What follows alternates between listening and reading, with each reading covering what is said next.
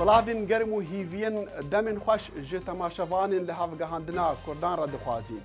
ابوی هیویه که ام کردان بگهین نه که سرحاتی و بویرن لجهان دقامن پیک گهورین داخل شمو جویره جه استودیو دنگ امریکا لواشنطن دی سی دید گلوه. ده برنامه وی جاری دا ما اف راپورت جوارا آماده کرنا. جماره پنابرین جه سوریا رویان گهایا میلیونه کی. کمرین مافی مروانجی دی بیجن رژیم اسد بوم بین قدغه کری لدجی گلی خواه بکاردینا. گلو چما روسیا پشتا رژیم شکستی ین وکا رژیم اسد دگرا جگری سروکی امریکی دی بیشتن امریکا رینا دا ایرانی چکی ناوکی درست بکا. خانمکا کردا انداما انجمن ستوکهولم لدجی میوانداری کرنا سروکی ترکیه. برتوکا کلسر کردان و ولاتی وان لبردستی میا من دخت جه بینران بپرسم که او پرتوک لچو ولاتی هاتی وشاندن و چابویا. مهف پیوینک هیا دگل سروکی ناوندا یونانی کردی یا آوادانی و گشکرنه و چار سریا ساوایا که وگرا ایدزی لامریکا بو. سلاوین گرم گلی بینران. لدمی کو ریخستیا کومکارا عربان گازی رکابریا سوری دیکا حتا جه حکمتا سوری بگرد ده جوینین کومکاری دا نتوین ایگرتی دی بیشتن جمارا پنابرین سوری ین جبر شرین 2 سالان جوالاتی رویاین گهایا میلیونه کی زیدباری میلیونین دی کو دناف سوریا دا جه خواه رویانا. كمال عامر وزير الدربية مصر للقاهرة قوتا كونفرنس كاروشنا وفانيه كمكار عربان هفبندية نجتماعية سوري داخل كريا حتى جهة حكومة بجرد. سوريا كدولة دي دولة مؤسسة. سوريا اندامك دامزرينرا كومكاريا لاندامتياوي هاتي راغرتن نها ام دفين جهوي پر بكين ونوينركي سوريا آماده بتن حتى حكومتك ايگرتي بتا دامزراندن حكمي لسوريا بكا. دی کمبوندا وزیر ولات اندام کمکار عربان بریاردا ری بدن چکرنا سرحالداین که خبات لدیش رژیم اسد کن. لهماندم آژانس پناهجویان نتویتگرتی رادگهیند که سوریا برف بیران کاریا که مازنده چد. اقدکار وینه بکا لحریم کازیده هستیارا جهانی قریزا سوری چند کاریگری هیا.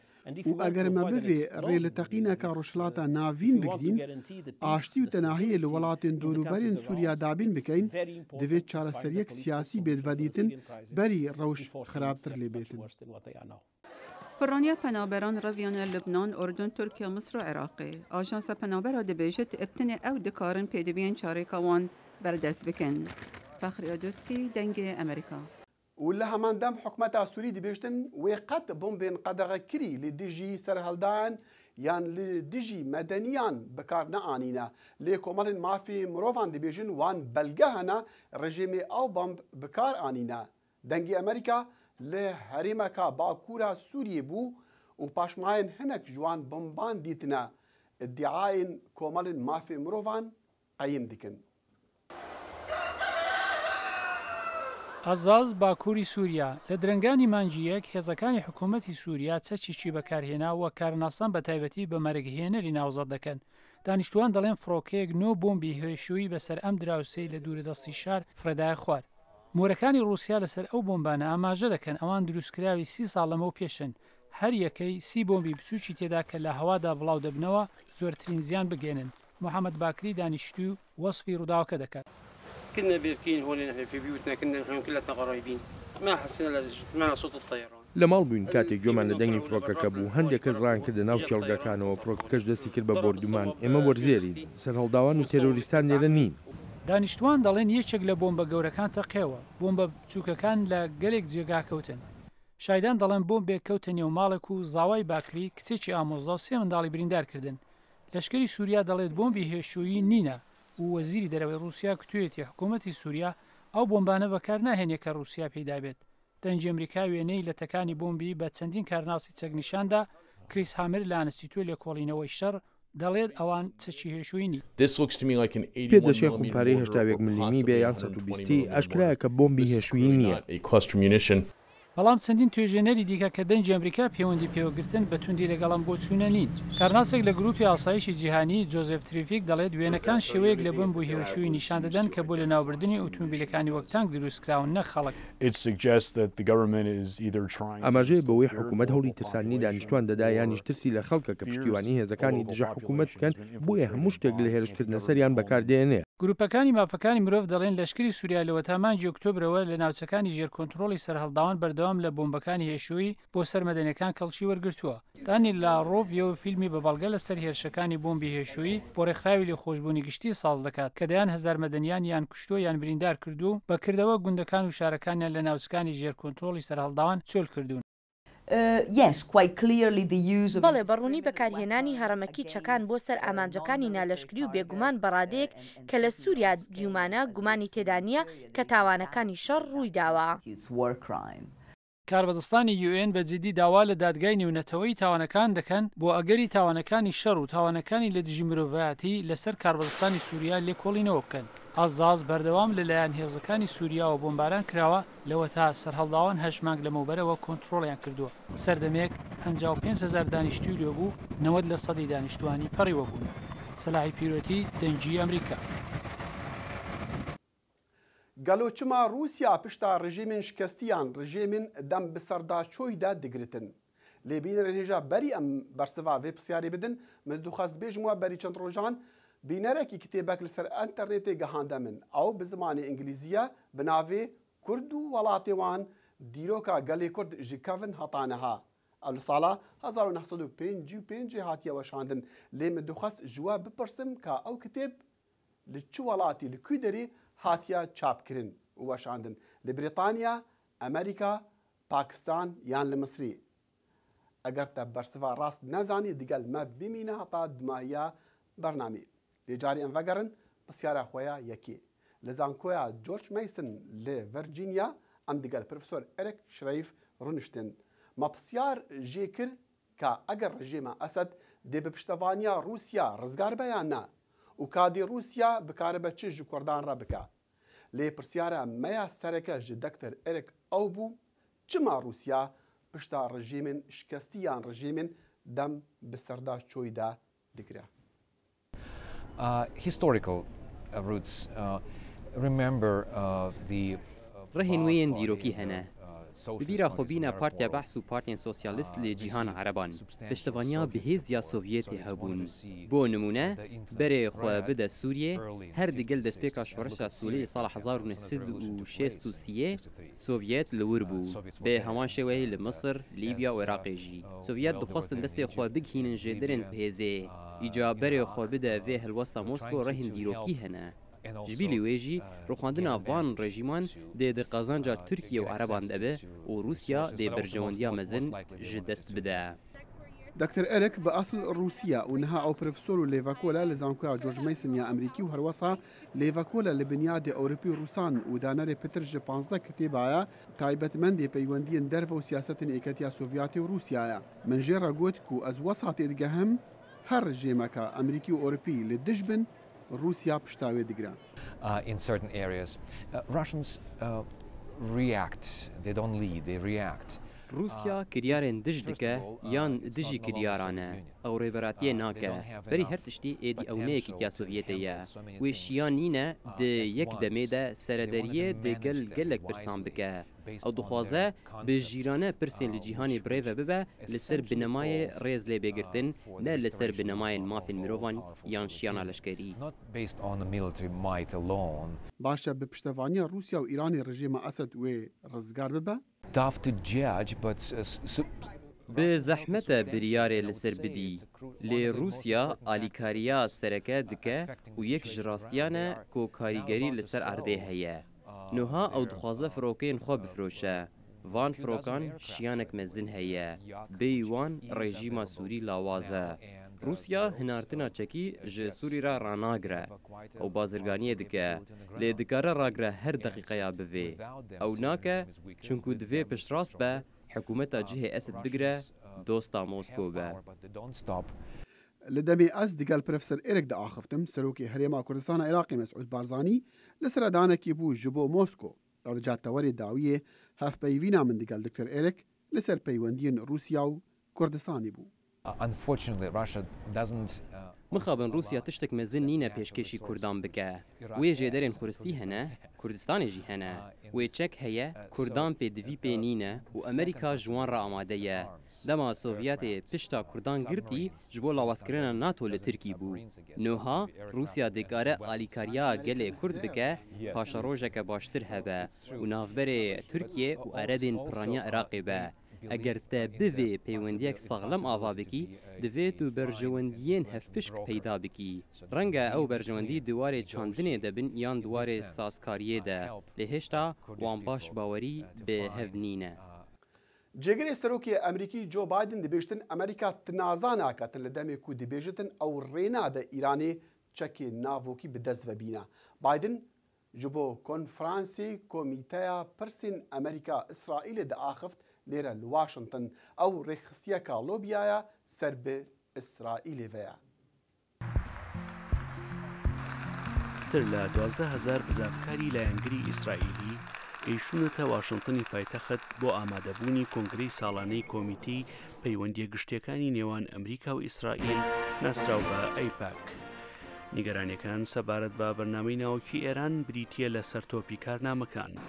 It is to prevent Iran from acquiring a nuclear weapon. ڕێگرتنە بەدەست بە ئینانە چەکێن ناڤۆکیên ئیرانê ڕێگرتنە لێبەر ئیرانê نە سیرۆندارکردناوەیە. لە ڕابردوودا ئیسرائیل هەڕەشەی هێرشی لەشکری کرده بوو ئەگەر ئێران هەنگاو بنێت ڕۆ بەدەستێنانی چەکی ناوکی. بەڕێز بایدن دەڵێت ئەگەر دیبلۆماسیەت چارەسەری بارودۆخەکە نەکات ئەوە کردەی لەشکری هەر بژاردەیەکی بەردەستە. وڵاتên mezin nexapînokin û serokê Amerîkî nexapînoke. Serok Barack Obama nexapînoke.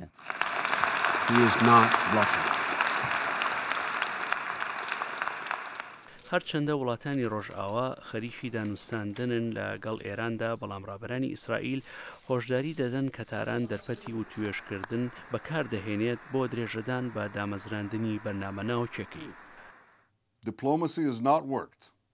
دیپلۆماسی بێفێدە بوو ئیرانی هەولێن دیپلۆماسی پشتگوه خستنە و دەم دەرباز دبە. ئیران دانوستاندنان ji بۆ کڕینا دەمێ بکارتینە. لەگەڵ ئەوەی کە ئایپاک بە توندی پژگیری هەڵوێستەکانی حکوومەتی ئیسرائیلی دەکات لە هەردوو ڕووی ئێران و ناکۆکی لەگەڵ فەڵەستینەکاندا بەڵام هەندێک لە کۆمەڵە جوولەکەکان ڕخنیان لەو پژگیریە گرتووە. ڕێکخراوێک بناوی دەنگی جوولەکە بۆ ئاشتی نزیکەی 100 پۆستەریان بە سیستمی میترۆی واشنتندا بڵاو کردوێتەوە و تیایدا دەڵێن ئایپاک لەبری ئەندامانی نادوێت. ji bo wan kesên divên piştevaniya İsraîlê bikin ewên hej İsraîlê dikin lê piştevaniya têkiriya rêbazên wê nakin me cih ji wan kesan re heye.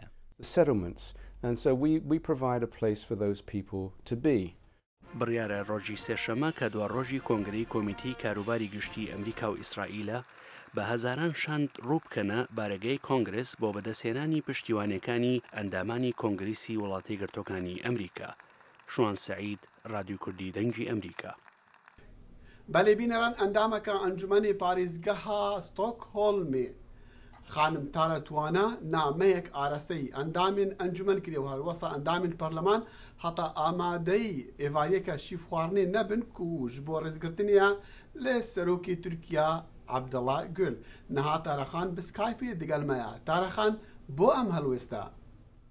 بەڵێ بەڕاستی عەبدوڵا گول کە وەکو بانگهێش کراوە لەلایەن پاشا و شاژنی سوید وەکو سەرۆکی کۆماری تورکیا بۆ وڵاتی سوید یەکەم جارێتی بێت و بەتەما بوو ساڵی پار بێت بەڵام سەفرەکەی خستە ئەم ساڵ.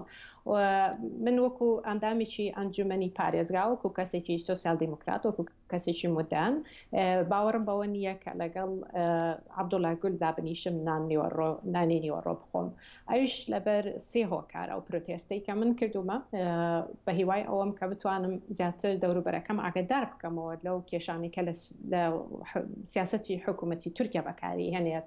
ئەویش سێ خاڵە. خاڵی یەکەمیان دەنگی ئازادیە دووهەم کێشەی کوردەکانە و سێهەم کێشەی ڕاگەسپەرستیە کە لە وڵاتی تورکیا ئێستا لە حکوومەتی لە سیاسەتی تورکیا بەکارەهێنرێت.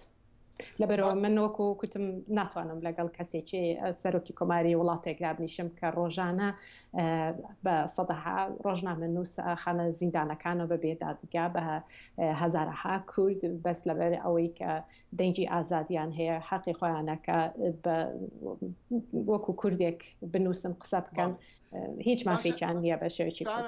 تۆ دەزانی ئێستا کرانەوەیەک هەیە حکوومەتی تورکیاوە و توێژ لەگەڵ کوردەکان دەکا نەکار لەگەڵ کوردەکان بەڵکو لەگەڵ سەرۆکی پێکێکە عەبدوڵڵا ئۆجەلانش دەکا پێتوانیە کە ئەم نامەی جەنابەتیان ئەم هەڵوێستەی جەنابەت کاریگەری دەبێت لەسەر ئەم پێشهاتانە؟ هیوادارم نەبێتە کێشەوە دڵنیاشم کە نابێتە کێشە بۆچیش لەبەرەوەی کە ئێستا کە ئەو گفتوگۆی هەیە لە بینی حکوومەتی تورکیاوە پەکەکەیە پێم وایە کاریگەری باشە ئەگەر دەوروبەرەکەمان ئاگادار بکەینەوە بیرمان نەچە ئەوروپای ڕۆژئاوا هەڵوێستێکی ئەو تۆی نەبووە بەرامبەر بەو کێشانی کە بەرامبەر بە کوردەکانەکرێن ئەو ڕەگەسپەرستیانی کە بەکارهێنرێت لە وڵاتی تورکیا و دەنگی ئازاد چۆن بکرێت لەبەرەوە ئەم کێشانە باز بکرێت زۆر گرنگە بۆ زیاتر ڕۆشنایی خستە سەر بۆ زانیاری زیاتر چونکە ئەگەر باس نەکرێت دەوروبەرەکە ئاگادار نەبن پێم وایە تورکیا بە هەمان شێوە سیاسەتەکەی خۆی بەکارهێنرێت و ناگەنە ئەو ئەنجامی کە ڕێز لە مافی مرۆڤ بگرن لەبەرەوە هیوادارم کە ئەو پرۆتێستەی من ببێتە دەنگێک بۆ ئەوەی کە زیاتر دەوروبەرەکەمان ئاگاداری ئەو کێشانە بن کە لە وڵاتی تورکیا پەیڕەوە کرێت. کارەخان زۆر سوپاس. زۆر سوپاس بۆ هێوەش. سەرۆکێ ناڤەندا یۆنانی کوردی یا ئاڤادانکردن و گەشەکردنی گۆتە هەفکارێمە باڵێن ساڵح کو وڵاتی وی یۆنانستان و کوردستانی تشتên hevpişik hene û têkeliyên bihêz dê qazancê bigehînin gelê Kurd û gelê Yunanî bi taybet duwarê avadankirinê de. حکوومەتی هەرێمی کوردستانی عێراق لە سەرەتایدا مەزرانیەوە تا ئێستاش بەردەوام ستراتیژێتی هەبووە بۆ ئاوادانکردنەوەی هەرێمەکە بەڵام ئەم هەوڵانە بەبێ تەگەرە نەبوون و جیا لە ناوچەکانی تری عێراق فاکتەری تایبەتیژە بوون کە وەک ئاستەنگ لێی دەڕوانرێ لە پرۆسی ئاوادانکردنەوەدا لەوانە خراپی ڕێگەوبانەکان کەمی هۆکانی گواستنەوە و بایەغنەدانێکی ئەوتۆ بە بواری کشتتوکاڵی هەروەهاش باری ئاسایشی سەر سنوورەکانی ئەم هەرێمە ئەم جۆرە تەگەرانە نەبوونە تەمایی کەمبوونەوەی سەرنجی کۆمپانیا بیانیەکان و کاردارانیش لەم هەرێمە کە دەوڵەمەندیشە بنەوە. ستاڤرۆس تامپاگلوز ئەندازیارێکی یۆنانیە و ئێستا لە هەرێمی کوردستانی عێراق کار دەکات و دەڵێ ئەم هەرێمە دەرفەتی گەورەی لەبەردەستدایە. بەبی هیچ گومانێک ناکرێت بگۆدرێت ڕەوشی هەرێم سەداسەد باشە بەڵام ئەگەر سەیری وێنە گەورەکە بکەیت نەک دیمەنە بچووکەکان ئەوە بێگومان شیانەکان گەوران. حکوومەتی هەرێم گەلێک ئەرکی ماوە بیان کات لە ڕۆی پەرەپێدانەوە کێشەش هەن لە بەردەم حکوومەتدا و پێوەستە چارەسەر بکریان بەڵام دەبێت ئەوەش بڵێن هەرێمی کوردستان ئایندەی لە بەردەمدایە. ڕەوشی ئاسایشی عێراق یەکێکە لە تەگەرەکانی تری بەردەم بژانەوەی هەرێمەکە کە وەهای کردووە زۆرێک لە کۆمپانیەکان و کاردارەکان بە نیگەرانی دوودڵیەوە بڕوان نەدۆسی وەگەرخستنی سەرمایە لە هەرێمەکەدا. ستاڤرۆس کار خۆشی سەرۆکی نێوەندی یۆنانی کوردیە بۆ پەرەپێدان و ئاوادانکردنەوە دەڵێت ئەرکی کاربەدەستانی هەرێمەکەیە زانیاریەکان لەسەر ناوچەکە بخەنە ڕوو.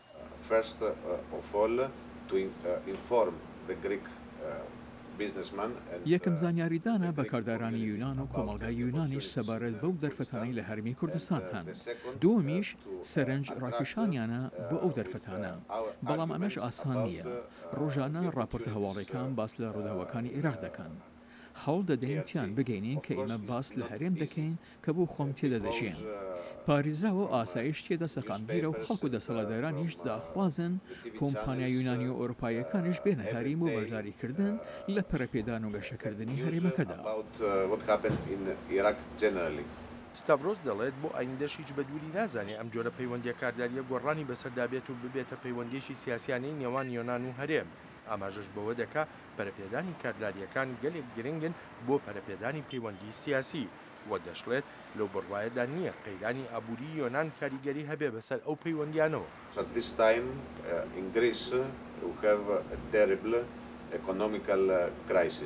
ئێستا یونان بە قەیرانیەکی سەختی ئابووریدا ڕەت دەبێت.